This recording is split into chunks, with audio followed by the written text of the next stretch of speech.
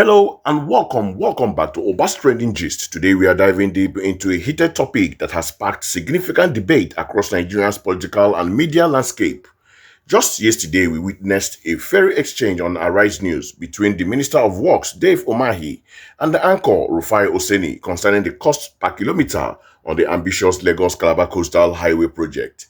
This altercation has drawn strong reactions, with Otunba Segun Sowunmi taking to his ex-handle to heavily criticize Rufai Oseni's interviewing style, describing it as rude and condescending. Sowunmi argues that professionalism has been abandoned for provocation, and he believes it's time for broadcast regulators to step in. It is a critical discussion about media ethics, journalistic conduct, and the fine line between robust questioning and outright aggression. Stick around because this is a conversation we all need to be part of. First, let us watch that clip that started it all. Sit back and take a watch. You will allow me do a right of reply because it's obvious you came for me today, my very good minister friend.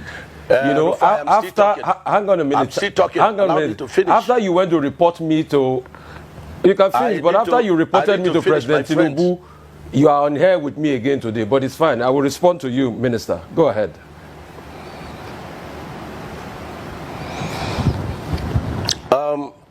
You were quoting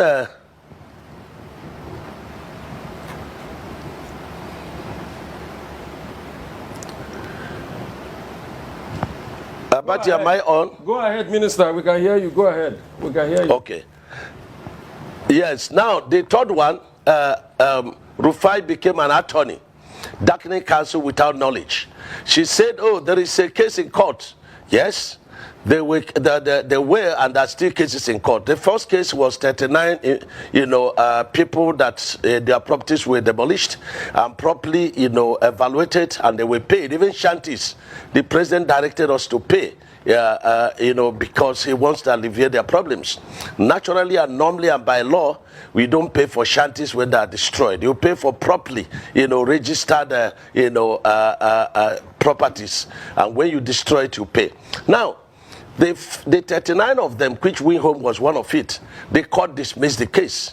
Then she now single-handedly on her own went to Federal High Court and instituted another case. That case is on. Probably that's what Rufai, SAN is quoting.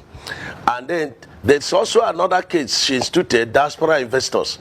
This diaspora investor, there was no registered, evidence. And so they cannot sue or be sued.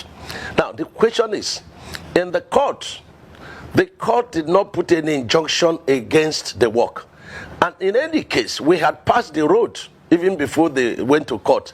If somebody sues you, Rufai, and says that, you passed, against the traffic, which you did sometime, you broke the law. And it does not mean that, you are restricted unless the court evidently says so. So these are the issues. Now, the diaspora, the investors, who are resident in Nigeria, with me and you, they have come to me, they have sent me a letter, they want to come to the office to see me. And I'm willing to see them. I wanted to take on the woman because when she's using the issue of diaspora investors, it makes other people, genuine investors that want to invest, to be afraid. This government is very friendly with, diaspora people, and so we wouldn't allow her to use the name and damage, the administration.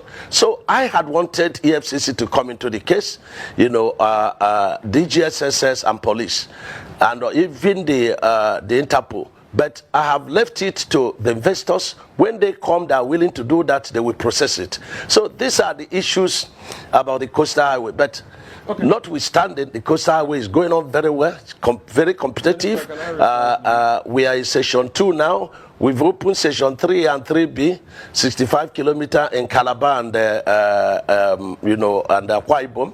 This section 4A and 4B going on at Ogun. And also at Ondo. I would like to interject. So that is about the Coastal Highway. Minister, I would like to interject. This monologue is quite long. So at first, Minister, after you had gone to report me in front of President Tinubu and said all sorts, Anyway, I am not beholden to you. My job is accountability. You are too small for me to report you to the president. No, but they are You are too small Minister, for me to Minister, report you to the Minister, let me president. speak. Who are you for me to report you? Minister, let me speak. I have empirical evidence. The world watched it on the commission of the project when you mentioned the questions I asked you to the president. That was reporting me to the president officially. The world watches, so you don't need to dilly-dally about the empirical facts. I don't talk without facts, Minister. You know, when I have my facts, I talk. And I insist on my question when I ask on cost. Rufai, let me only address you. Minister, you will not allow me speak. The problem is you will not allow me speak. You spoke for over 20 minutes, over 10 minutes. Because you don't know what you are speaking. But let me speak. Let me speak. You will not. What your profession is. You will not allow me speak. You see, if you can just keep quiet and be calm and just allow me speak, I'll be happy. All right. So my question still persists as regards the cost per kilometer. You cannot tell me that we don't have a right to know the cost per kilometer. Even if it's an undulating landscape, give us all the facts and the details of the cost per kilometer. That's all we'll ask for. Other questions as regards the loans taken. Let me finish. No. I will keep quiet for you to damage information. Let me finish. Listen to me. Minister, you will not allow me to speak. The minister will not allow me to speak. No. Don't do that with me. Minister will not allow me to speak. I was in your studio. Minister will not allow me to speak. And when the first section was on, and I ran the figures. And what you're asking us is 750 kilometers of coastal highway. We should tell you cost per kilometer. So you multiply by 750. That's nonsensical. No, so tell me the cost per kilometer. There's nothing too hard for you to tell me that figure. You've not still told me that figure. So I was right on that point. The second point... Because you don't understand anything. The second point I'm trying to make is You don't understand anything. I'm a professor in this field. Okay. You don't understand anything. What university gave you professorship in this field? And you cannot ask me to tell you a cost. What university gave you professorship in engineering? I didn't know you were Professor Umahi, Minister. I didn't know. So, please, you've not been able to... I'm professor in practice. In practice. I'm professor in practice. Okay. I understand engineering very well. So secondly, and you have no knowledge of what you're asking. If you will let me... You have no knowledge. If you will let me ask questions. You keep quiet. Okay. And then stop, Minister, it's all right. Keep dignifying yourself and let the world see you for who you are. If you allow me speak, the other 100 kilometers that you said they've added to it, we would like to know the cost per kilometer of that one. And the Winsome Homes, the case is in court. Now, I would like to know the cost per kilometer for that one. I would like to also know the over 700 billion first tranche of loan you guys got for this project. Has the money been spent? How was the money deployed? I would also like to know. I would also like to know the terms of that loan. All right? How many years? What's the payback period? What's the payback moratorium of that loan? And for the Winsome Homes, isn't it interesting that as somebody that's been a governor in the state, you know the law, a case is in court, and then you're coming to talk about the details of the cases in court. Because you deny that the case was not in court, now you've already accepted that the case is in court. So is it not just better you thrash it out with the woman that is been reporting a case in public that we all heard, and I ask you questions based on that? So, Minister, just answer the questions. I've got no axe to grind with you. You know that. We've spoken many times. In fact, when your people called to book, I booked them, and I said you should come on air. So please just tell us those information. It's very important, Minister.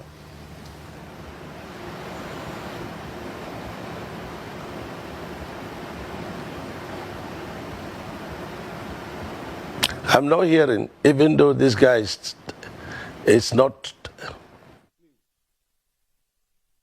Yes, in certain cases in court, you say, you do no case submission.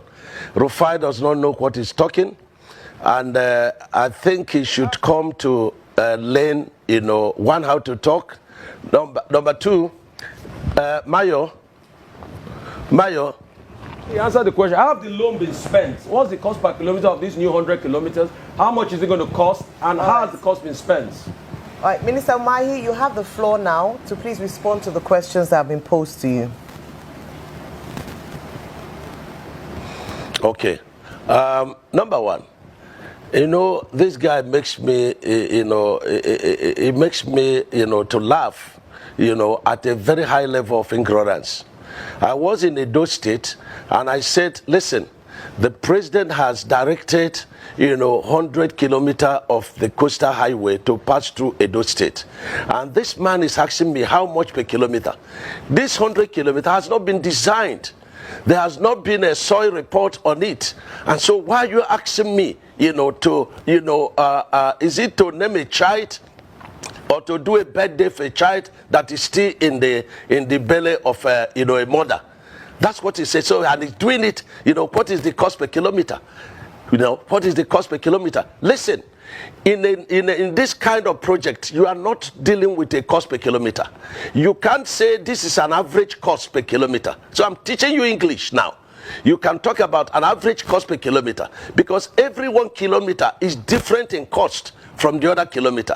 So you can talk about average cost per kilometer. Now, Rufai, that project has not been designed. The soil report is not out.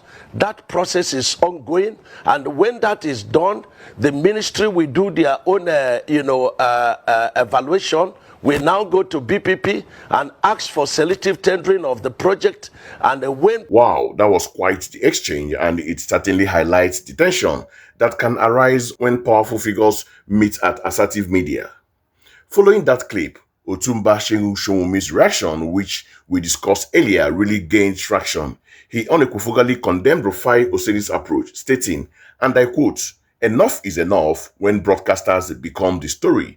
Sowunmi argues that when television anchors abandon professionalism for provocation, it becomes the duty of the station's management to call them to order. He suggests that Arise News management appears to be failing in this regard, making it imperative for the National Broadcasting Commission, or NBC, to intervene. He draws a clear distinction between what might be acceptable on a citizen podcast and what is intolerable from a licensed national broadcaster like Arise TV. In Sowunmi's views, Arise News and its anchor Rufai Oseni have crossed too many lines, transforming themselves into self-appointed prosecutors, judges, and enemies of the state under the guise of journalism. He emphasizes that there is a significant difference between questioning power and attacking the very idea of order. Furthermore, Sowunmi believes the supervisory Ministry of Information cannot remain a bystander while invited citizens are subjected to insult, rudeness, partisan aggression, and what he terms empty intellectual showmanship. For him, the media's role is to enlighten, not incite, and to inform, not inflame. He concludes by reminding us that freedom of expression is not freedom to abuse, and regression is not repression, but rather a defense of sanity and national interest. Now, let's get into my critical take on this whole situation. While robust journalism is absolutely vital for any thriving democracy, holding power accountable and asking tough questions is non-negotiable. There's a very delicate balance to maintain. When an interview descends into what some perceive as a shouting match or a personal attack, it often distracts from the core issue at hand. The question of the Lagos-Calabar Coastal Highway's cost per kilometer is a legitimate and important one that the public deserves clear answers to. However, if the manner of questioning overshadows the substance, then we risk losing public trust and the credibility of journalistic process itself. It is crucial for media houses like Arise News to review their editorial guidelines and ensure that their anchors uphold the highest standard of professionalism. While passion is commendable, it should never cross into rudeness or disrespect, as this can deter public officials from engaging with the media, ultimately harming transparency. On the other hand, officials also have a responsibility to be forthright and provide clear information. This incident forces us to reflect on the state of media discourse in Nigeria. Are we fostering an environment where information is exchanged constructively, or are we developing into confrontational spectacles? The National Broadcasting Commission's role here is indeed significant, not to stifle legitimate inquiry, but to ensure that the airwave remains a platform for informative and respectful engagement rather than a stage for grandstanding. This isn't about silencing dissent voices, but about upholding the integrity of public conversation for the benefits of all Nigeria. So there you have it, a look at the ongoing debate sparked by the Arise News altercation and Otunba Segun Sowunmi's strong condemnation. What are your thoughts? Do you agree with Sowunmi's assessment? Do you think the media is crossing lines, or is this just necessary assertiveness? Let me know in the comments below. Don't forget to like this video, share it with your friends, and subscribe to Obas Trending Gist for more in-depth analysis of the topics shaping our nations. Until next time, stay informed and stay engaged.